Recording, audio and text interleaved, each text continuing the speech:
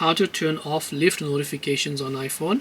Hey everybody, welcome back to our channel. In this video I will guide you on how you can turn off notifications for the Lyft application on iPhone, so make sure to watch the video till the end. Now if you are someone who has actually been using the Lyft application here and then you would like to disable the notifications for the Lyft app on iPhone, it's very simple. Make sure to launch the settings application and go to the option known as notifications. And once you go to notifications, you can simply try looking for the Lyft application over here.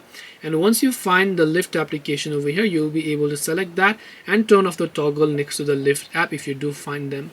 But if you don't find Lyft here, what you can do is you can go to the Siri suggestions tab and simply look for the Lyft section over here as well. So you can go to the L tab over here, you'll find Lyft. Turn off the toggle next to the Lyft app like this, and notifications for the Lyft app will get successfully turned off. This way you can turn off Lyft notifications on iPhone. Hope this video was helpful. If you have got any questions, then feel free to leave them down. Thank you for watching and see you soon in the next video.